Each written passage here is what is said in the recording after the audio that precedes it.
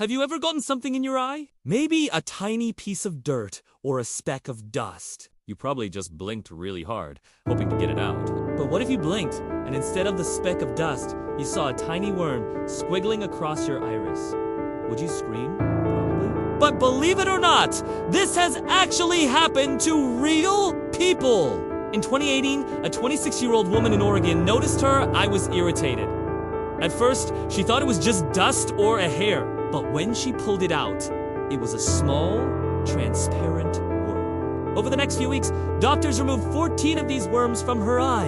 And this was the first known case of an eyeworm infection in the United States. So where did these worms come from? The answer is kind of gross. The worms are called Phalasia, which is also the name of a genus of parasitic roundworms that infect the eyes of mammals. And they're spread by flies. When a fly lands near the human eye, it can drop larvae inside. These larvae then grow into adult worms that crawl on the surface of the eye, causing irritation, redness, and even blindness if left untreated. The worms feed on the salty oils and water around your eye, and their eggs eventually hatch and fall out of your eye, landing on the cheek, which is when they enter your tear ducts and start the whole cycle again. While these types of eyeworms are most common in cows, dogs, and horses, we humans can get them too.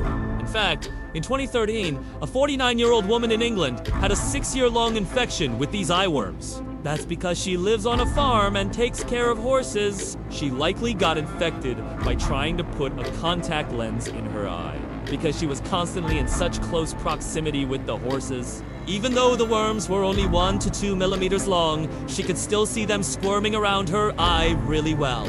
But while these worms might be small, another parasite called the African eyeworm can grow up to 30 centimeters long. It's called loa. And this parasite actually lives in the subcutaneous tissue, or the fat and connective tissue under your skin. But unlike other parasites, it likes to take little trips through the eyeballs of its human host. That means that patients can literally watch the worm migrate across their eyeball in real time. But don't worry, they usually don't do this during a regular checkup. Instead, patients usually notice when it happens because they see an actual worm migrating across their cornea. Symptoms are usually pretty mild, but that makes it easy to miss or misdiagnose. But since it is an actual worm, it's pretty easy to tell if it's there. The worm will appear white, and you can usually see its body clearly. And while it might seem obvious to just pull it out, it's not that simple. Like any surgery, there are risks involved. If the worm breaks apart while being removed, parts of it could be left behind and cause an infection.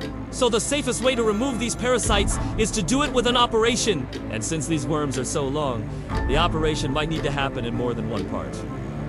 So yes, worms can live inside human eyes. It's rare, very rare. And while these parasites aren't usually dangerous, just knowing they exist makes me never want to look directly at my own eye again.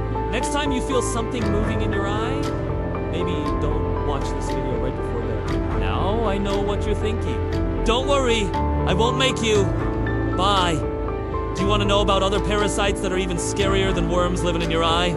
Well, then you should definitely subscribe, because in the next episode I'll tell you about the brain-eating amoeba. It's not a parasite you want to mess around with. And if you want even more weird biology, you can check out the series on the channel. Thanks for watching. See you next time.